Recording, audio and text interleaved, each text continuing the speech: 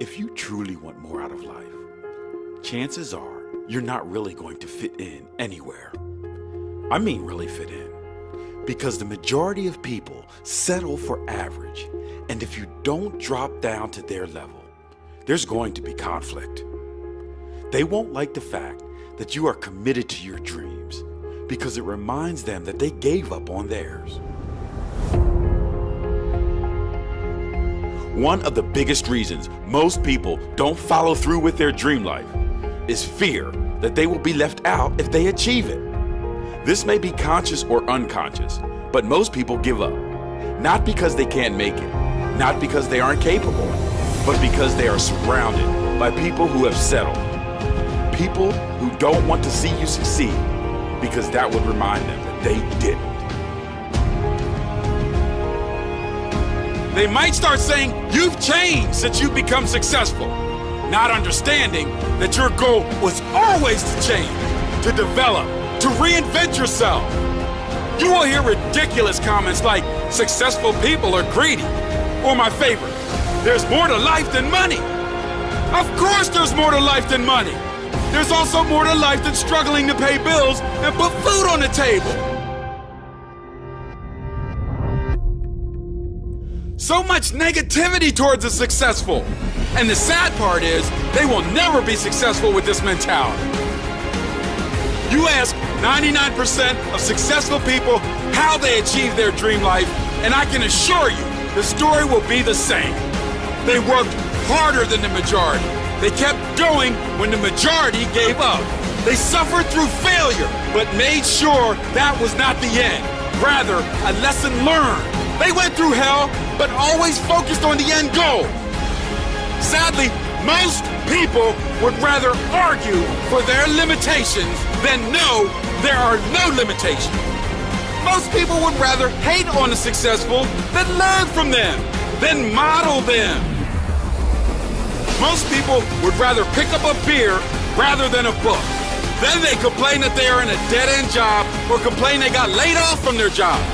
But if they made the right decisions early on, they wouldn't have to clean up their bad decisions later on. Most people would rather party now and suffer later. Maybe that's why most people are not where they want to be. Maybe that's why most people complain. Maybe that's why most people live with regret. If you are most people, commit right now to becoming the minority. Set your goals right now. Don't you waste another moment of your life. Find a mentor in a book or a person and learn from them. Model them. Read. Develop your mind. Reinvent yourself. Make a commitment to be different. Make a commitment to never give up on your goal, your dream life, your vision. Your future self is begging you to make that commitment. Your future self is begging you to stick it out.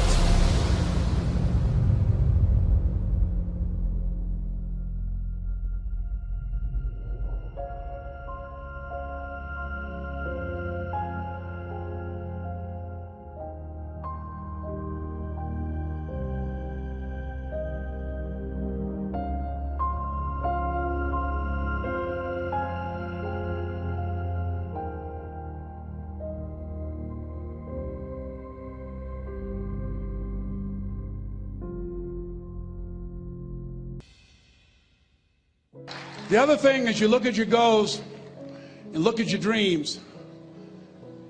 Repeat out to me, please. I will fail my way to success. Yes, part of the reason why we have to continue to work on ourselves and surround ourselves with quality people is because you're going to have a lot of failures. You're going to have a lot of disappointments. Maya Angelou said, and it's true, I found it in my case, that most people go so far in life and then they park. They stop dead in their tracks. Why? Because they take some hits. When you have a goal and dream, think it not strange that you face the fiery furnaces of this world. You will have tribulations. Things are going to happen to you. I was in pursuit of my dream, and all of a sudden, boom, I got hit. A person that I thought I would be with for the rest of my life, I thought was my soulmate. I went through a divorce. I was embarrassed. I was humiliated. How can I teach people how to live their dreams and I wasn't able to make my marriage work? I questioned myself. I took another hit. My mother was diagnosed with breast cancer. Then I was diagnosed with prostate cancer. Then my best friend from the second grade, Alexander Wims, he was diagnosed with cancer of the liver. I took a hit and life staggered me and I parked. And I didn't turn on my emergency lights because I didn't want to call attention to myself. I didn't want anybody to come and say, hey, do you need a jump? No, I don't need a jump. I'm not out of gas. My battery is not dead. My heart is beating. I'm parked. Leave me be. I'm parked. I was in my comfort zone. I was doing just enough to get by. I was working on a job. They paid me just enough to keep me from quitting, and I worked just hard enough to keep from getting fired. How many know people like that? Blink your eyes if you understand what I'm talking about. I was parked. I knew I could do more. But when my mama died, it took something out of me. When I went through a divorce, it took something out of me. When my best friend died, it took something out of me. I parked. And somebody said that life is like an onion. You have to peel it one layer at a time. And sometimes you cry. Life's going to happen to you when you have a dream. You're going to get slapped around. And don't take it personal. Don't ask, why did this have to happen to me? Why not you? Who would you suggest? You want to give us some names, some email addresses? And don't tell everybody. 80% don't care and 20% glad it's you. It's called life.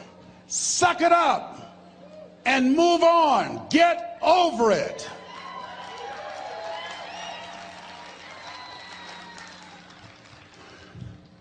It happens to everybody. Here's the other thing as you look at your goals and look at your dreams. When you're going through some stuff, repeat out to me, please. When things go wrong, don't go with them. Yes, write that down. When things go wrong, don't go with them. When you're working on a business deal, you're counting on some money. Someone said you will get the loan, and it falls through. You have an event, and the people that you thought would be there and support you, they don't come through. Or someone turns against you, or you get ripped off. It's going to happen to you. Happened to me. Someone stole all my products. My database, over 180,000 names and addresses. It's not personal. It's going to happen to everybody. It does. 8 out of 10 millionaires have been financially bankrupt. Walt Disney had 7. He filed bankruptcy 7 times and had 2 nervous breakdowns. It's called life. But I got a saying, when life knocks you down, try and land on your back, because if you can look up, you can get up. You've got the power in you to do that. You've got something special. You've got comeback power. Here's the other thing. Let us say together, it's possible. It's necessary. It's me. Yes, write that down. It's me. Take ownership for your life. Nobody can live your dream for you but you. Nobody's going to take care of your business like you. Stop coming up with excuses. Don't give yourself permission to continue to live a small life. You can't fit a big dream into a small life. Give yourself permission to go for it, to test yourself, to challenge yourself, to live full. I like the saying, always strive to get on top in life, because it's the bottom that's overcrowded. The reason you're here is because there's something in you that says, I can do more. This just can't be it. There's something in you. There's a calling on your life. There's something in your heart that caused you to get dressed and spend the money to go to seminar after seminar and listen to message after message and speaker after speaker. Because there's something in you that tells you this is not it for you. You have not peaked here. There's more in you that you are expressing. Eye has not seen, ear has not heard, nor has entered the heart of mankind what's in store for you if you challenge yourself, if you persist and persevere, if you take ownership for your life. George Bernard Shaw said the people that make it in this life, they look around for the circumstances that they want, and if they can't find them, they create them. Create what you want. You have the power in you to do more than you can ever begin to imagine, to control your destiny, to make a difference in our children, to make a difference on the planet, to make an impact. Let us say together, it's me. And let us say together, it's hard. Say it like you know it. Say it's hard. Ladies and gentlemen, it's hard. There are people who have seen their retirements taken away from them by the corporations that they work for. They were within 2 or 3 years of retiring, and they had it taken from them.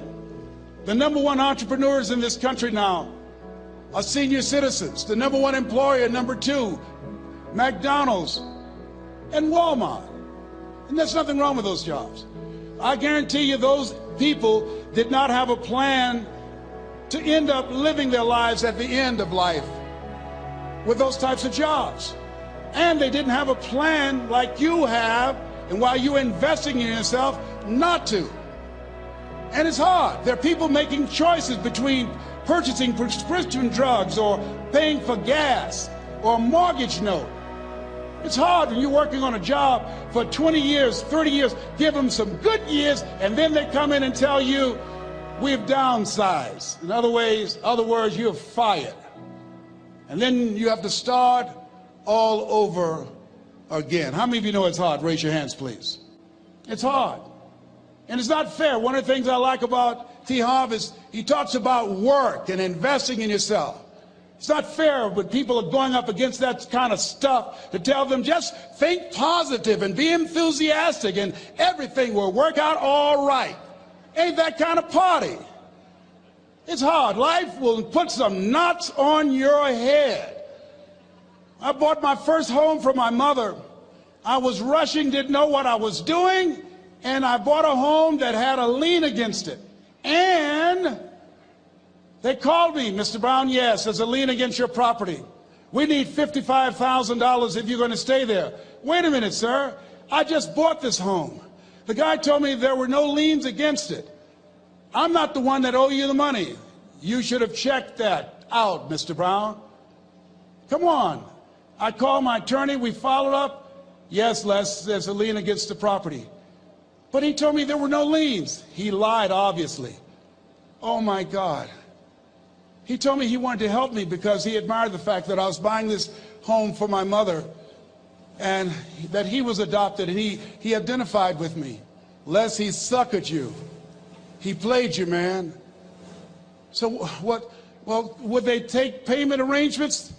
What about $5,000 a month? They want all the money, Les. They want all the money, or you're going to have to get out. The house is going up for sheriff sale.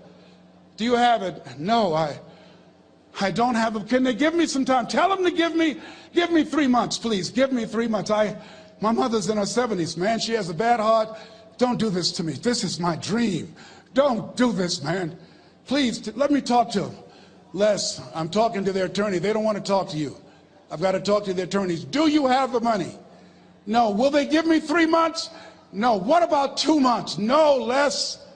They want the money in 7 days. Oh, my God. Let me call you back. I'm not sure. And I walked the floors thinking, God, how could this happen to me? I got to figure this out, huh? I got to figure this out. It seemed like the days are just ticking off, ticking off. Thursday, I had to call them and let them know. They called me, Les, do you have the money? No, I don't. Friday, you have to leave. The sheriff will be there. You're going to have to leave, Les. They're going to take my house. What about my down payment? You lost it, Les. You lost it. Okay. I got to go. Yes. I prayed, Lord, please, if you show me that you're real, if you're really real, you think Paul worked for you, you haven't seen anything. Don't let me lose this house and watch what I'll do for you. I was trying to cut a deal. Have you ever tried to cut a deal? It's amazing how spiritual you get when you get in trouble. You know what I mean? When I was diagnosed with prostate cancer, I was going to bed with the Bible and the Holy Quran and Science of Mind and Joel Goldsmith, everything I could find. I was praying to Jesus, Yahweh, Melchizedek, everybody. I was calling on everybody. It's amazing. And here I was walking the floor at 3 o'clock in the morning, and I had to go and wake my mother up. I got on my knees and I said, Mama, I said, I need you to wake up. She said, what's wrong, Leslie? I can hear you walking back and forth. I'm not asleep, son. I said, there's something I need to tell you. She said, your eyes are red. Why are your eyes red? Because I feel so stupid now. Why? We got to move tomorrow. Why, Leslie? There's a lien against the property and they want $55,000 and I don't have it. And we're going to be set out tomorrow. We have to go back to Liberty City. So she said, it's okay. I don't like this house anyhow.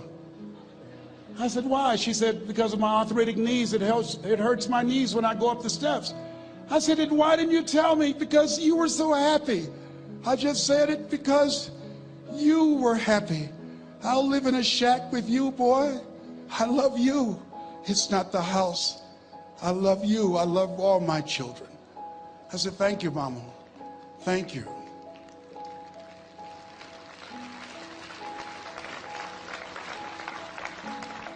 And the next day when we were in the truck going back to Liberty City and we pulled down 68th Terrace, the neighbors came out and said, whoa, Mamie, y'all coming back?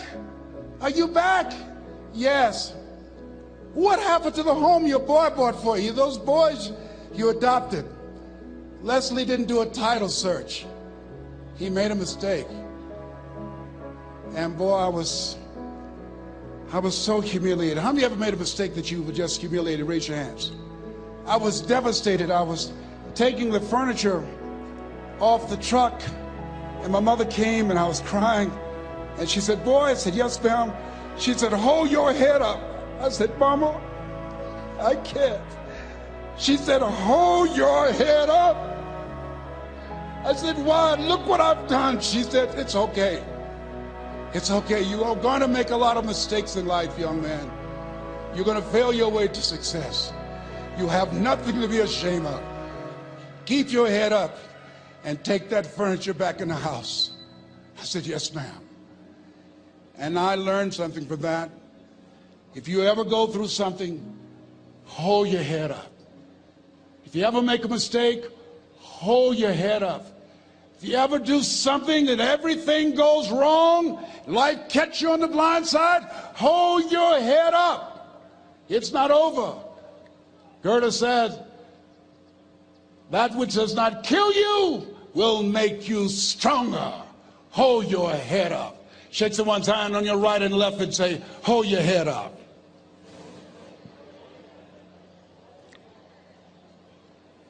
Here's something else, ladies and gentlemen. Repeat after me, please. You got to be hungry. Everybody together, you got to be hungry. I'll never forget Mr. Washington said, Mr. Brown, yes, sir. What do you want to do with your life, young man? I said, sir, I want to be a disc jockey. He said, Mr. Brown? I said, yes, sir. He said, you got to be hungry. I said, what do you mean by that? He said, people that are hungry are willing to do the things today others won't do in order to have the things tomorrow others won't have. People that are hungry are willing to invest in themselves. People that are hungry will go to seminars and workshops. People that are hungry are always searching, always seeking higher ground. So how do you want to make it? I said, I want to be a disc jockey. He says, good. Here's what to do. He said, I want you to read 10 to 15 pages of something positive every day. He said, you don't get in life what you want, you get in life what you are. You must program yourself to success. He said, I want you to listen to Earl Nightingale and Zig Ziglar. Listen, faith comes by hearing and hearing and hearing. He said, I want you to change your relationships. And I don't want you to ever lose your hunger. I said, what do you mean by that? He said, people that are hungry are unstoppable. People that are hungry are no matter what people. They make it happen no matter what. He said, I want you to listen to Paul Harvey. Who is he? He's the world's greatest communicator. Success leaves clues, young man. Always listen and follow people who are doing what it is you want to do at the level you want to do it, and learn from them. I told T. Harv when we were standing by the stage, I said, hey man, I want to work more with you. I want you to coach me. I want to learn from you. See, I found you're never too old to learn, and you're never too young to teach. Always have a thirst for learning. So I listened to Paul Harvey every day on the radio. While in school, I would go out and listen in his car. He gave me his keys. I was working to develop myself. And I continued to listen to motivational messages, and he would take me to see the late Dr. Norman Vincent Peale, who wrote the book, The Power of Positive Thinking. I toured with him before he passed. You have something special. You have greatness within you. Don't allow your circumstances to determine who you are. Don't allow your negative thoughts to hold you back. You have something special.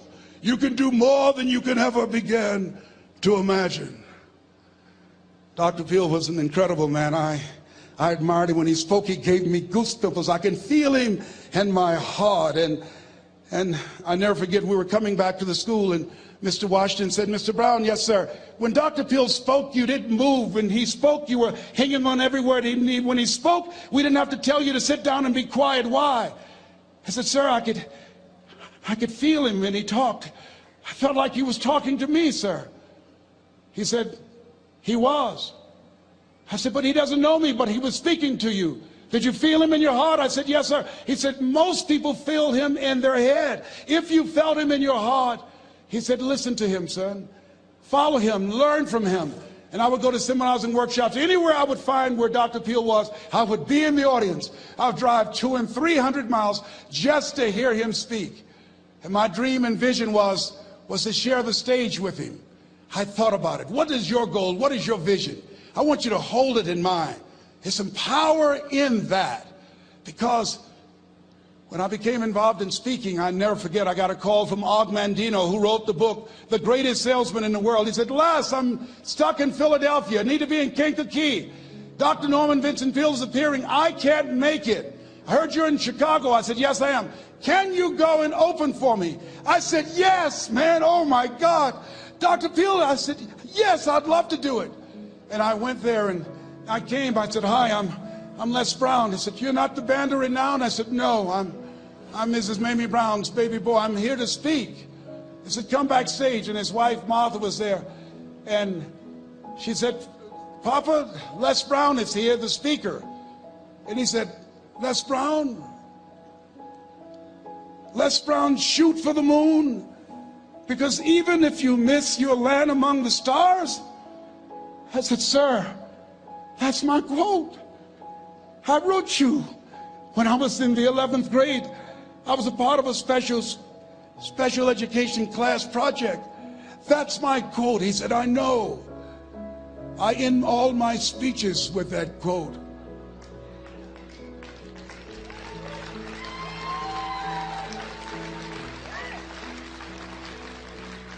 And Dr. Peale had a great sense of humor. A young man was backstage, and I had so many questions to ask him, and my mind froze up, and the young guy said, Dr. Peale, how old are you? And he was up in age. He said, Sonny, I'm 92. The young man looked at him and said, I don't know if I want to live to get 92. He said, that's because you've never been 91.